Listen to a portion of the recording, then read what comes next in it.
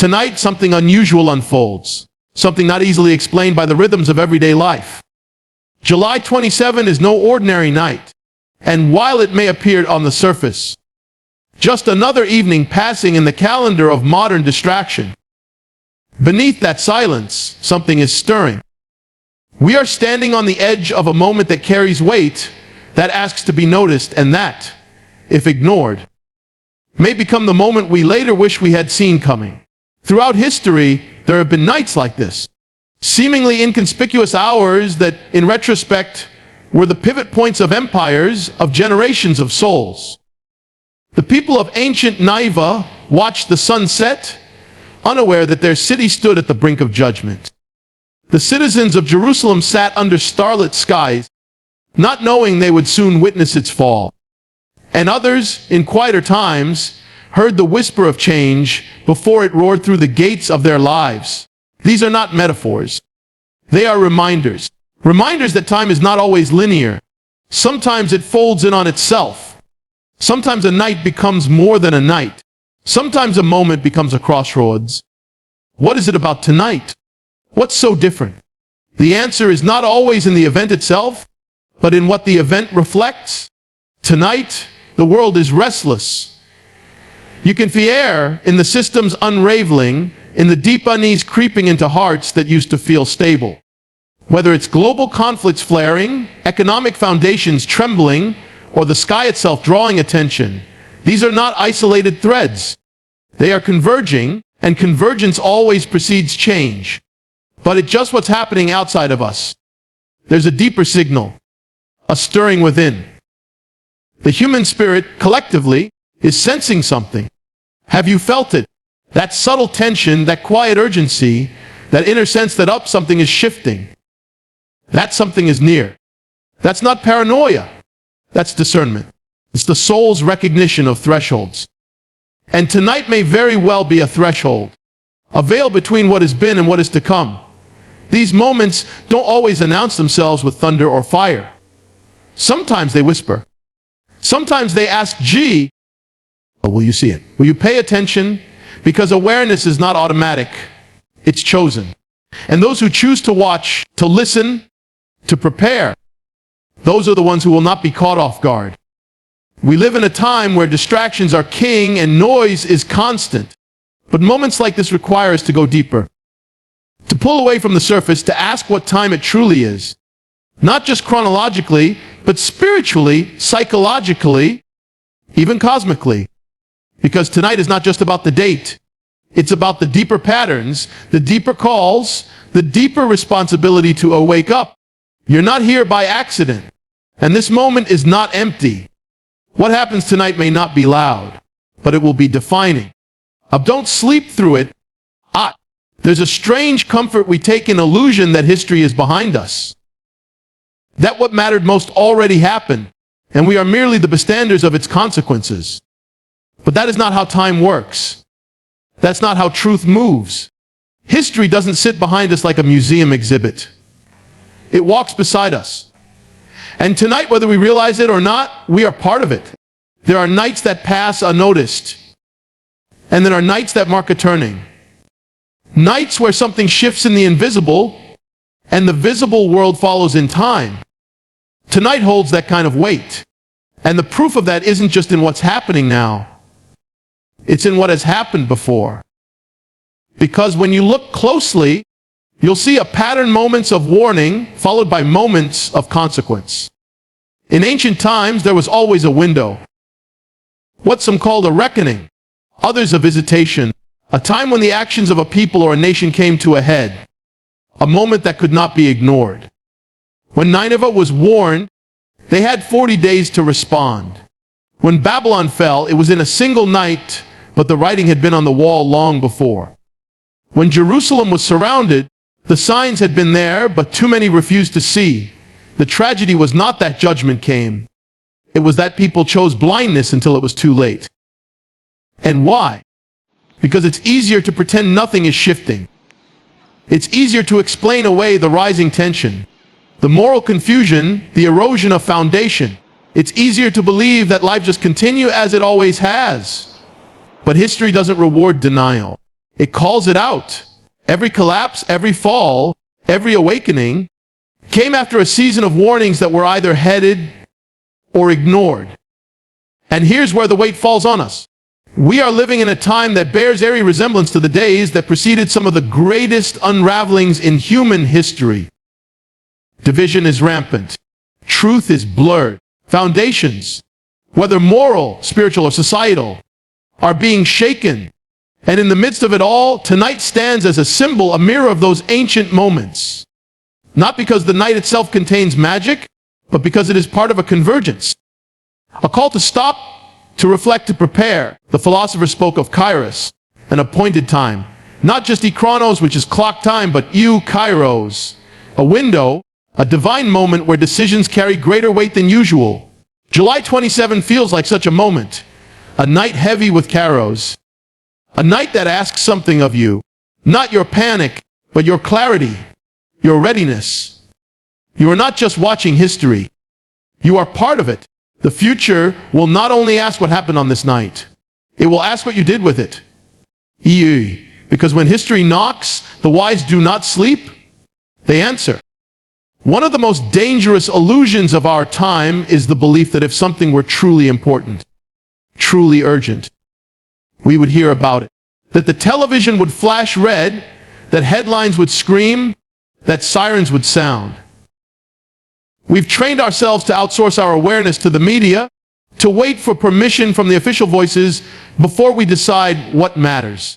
But what if those voices are silent, not because there's nothing to say, but because saying it would awaken something they'd rather keep asleep?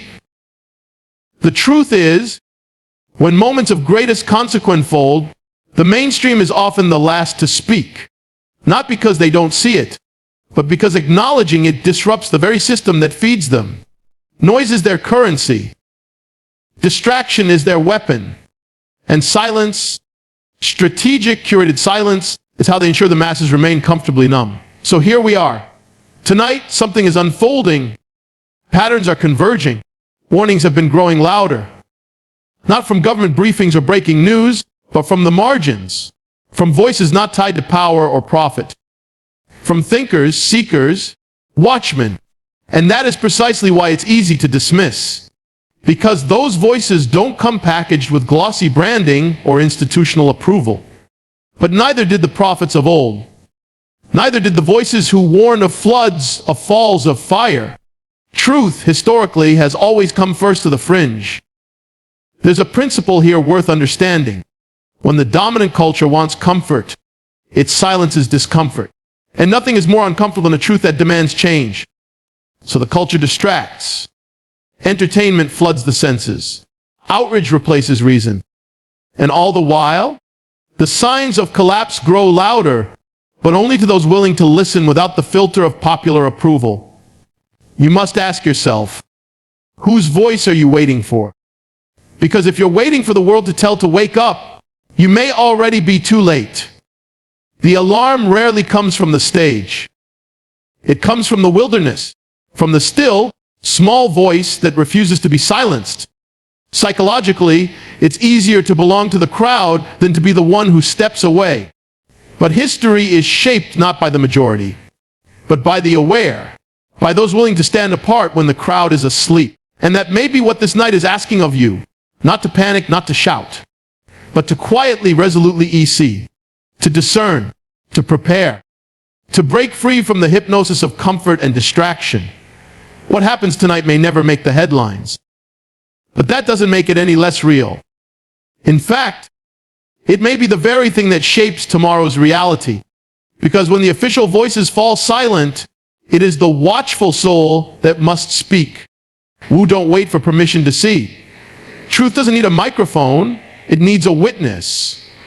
You didn't start tonight. What's happening now, what's culminating on this night, has been building for some time. Slowly, subtly, like the pressure under a fault line that grows so gradually. Most don't notice until the ground gives way. But the signs have been there. And if you've been paying attention, not to the noise, but to the undercurrent, you felt it too. Societies don't unravel overnight. They fray little by little at the edges, until one night The fabric tears. Morality erodes first. Certainty begins to slip. What was once sacred becomes mocked. What was once unthinkable becomes normalized. And what was once firm becomes fragile. But people don't see it. Not because they're blind, because the change is slow enough to feel normal. Until it's not. And that's where we are. Right now. The foundations are crumbling, not just politically or economically, but existentially, spiritually. The pillars that hold up culture. Truth, meaning, identity are being shaken. The very definition of right and wrong is being rewritten in real time. And yet, many go on as if nothing has changed. But change doesn't need your permission to arrive. It only needs time, and time is up. Tonight is not isolated. It's a peak, a point of convergence. Think of it like a storm that's been forming in the distance. At first, a subtle shift in the wind, then clouds gathering, then pressure building. Now the lightning is near. The winds have changed direction. You can feel it in your spirit, even if you can't yet explain it. The world is not where it was a year ago, even a few months ago. The temperature has changed, and not just the weather outside. There's a psychological truth at play here. The human mind resists disruption. It clings to routine, to predictability, to the hope that tomorrow will look like today. But deep down, your soul knows better. That disconnect you've been feeling, that tension behind the eyes, that unease you can't quite name. It's not random. It's the conscience responding to reality. It's the spirit waking up. You see, the signs don't always come in headlines. Sometimes they come in the silence between the noise, in the sudden conviction that you need to pay attention, in the strange urgency that something is about to break through. That's what tonight is. It's not just another date. It's a signal, a marker in time, a hinge. The ones who ignore the signs are not evil. They're simply asleep. But sleep is a dangerous place to be when the world is shifting. And tonight it is. Something is changing on a level deeper than the surface. Something is culminating that's been in motion long before this moment. This is the hour when clarity matters. When discernment isn't optional. When awareness could make all the difference. Because when the signs peak, the window to respond begins to close. We're not here tonight to stir panic. That's never the point. Panic clouds judgment. Panic paralyzes action. And the truth is, this night isn't about fear. It's about a we focus. Because if tonight carries weight, and it does, then the most powerful thing you can do is meet it with clarity, not chaos. Preparation, not paralysis. You see, we live in a culture that confuses calm with safety. As long as the lights stay on, the internet works, and the shelves remain stocked, people assume all is well. But those who understand how history turns, how systems bend before they break, know that the absence of visible crisis is often the most deceptive phase. It's the calm before the shaking, the silence before the trumpet. And that's where we are. But again, this isn't a call to stockpile food or to dig bunkers. This is deeper, more foundational, the kind of preparation that begins in the heart and the mind, in the soul, because when change comes, real, soul-testing change, it doesn't just disrupt your routines. It confronts your identity. It demands that you know who you are, what you stand on, and where your anchor lies. This is what tonight is asking of you. Not hysteria, but readiness. A readiness rooted in truth, not in trend. You won't find the truth scrolling endlessly or a chain through headlines. You find it in stillness, in reflection, in facing the hard questions. Well, what have I been avoiding? What have I put off that now demands action? Am I grounded in something that will hold when the storm comes? There's a psychological resilience that comes when you're prepared. Not just externally, but internally. When you've already looked the possible collapse in the eye and chosen not to flinch. That kind of preparedness doesn't remove uncertainty, but it transforms how you walk through it. You move with intention. You speak with weight. You listen more closely. And you become a stabilizing force when others begin to lose balance. Philosophically, every great transition demands choice. And the choice is almost never between danger and safety. It's between blindness and awareness, between drifting and standing, between reacting and responding. The unprepared mind waits for life to happen, taught it. The prepared soul meets the moment with wisdom, and wisdom begins with watching. So tonight, as we feel the air heavy with convergence, with consequence, with meaning, don't run. Don't shrink. Lean in. Prepare your mind. Fortify your values. Anchor your spirit. This is not a time to scatter. It's a time to stand. Because those who prepare in the quiet will walk in the storm with peace. Clarity is your shield. Discernment is your strength. And preparation is not fear. It's wisdom in motion. After tonight, a quiet divide will form. Not one marked political lines or visible fences, but a deeper, more defining separation between those who were awake and those who remained asleep. Between the aware and the unaware. Between those who perceived the moment for what it was and those who passed through it numb, distracted, or disengaged. That divide won't be caused by some catastrophic event. It may not even be outwardly visible tomorrow morning. But in the realm of the soul, in the arena of awareness, something will have shifted. And that shift carries weight. Because awareness is not simply about knowing what's going on. It's about being aligned with what matters when it matters most. Moments like this, Kairos moments, don't just inform, they e-form us. They mold us into something new, or they reveal what's already been allowed to atrophy. There is no neutral ground in a moment of reckoning. Either your eyes open wider, or your blindness deepens. Either your inner man strengthens, or your grip on reality slips further away. And here's the mystery: the choice is subtle. It comes not in flashing lights, but in quiet decisions. Do you pause long enough to reflect? Do you look past the noise to sense the deeper pattern? Do you ask, what is this hour requiring of me? Or do you shrug it off as just another night, another headline, another cycle of hype? Those who are truly aware don't need proof to act. They discern. They respond to the tension in the air, to the warnings in the spirit, to the quiet urgency pressing on the conscience. And because of that, they move differently. They see the cracks before the collapse.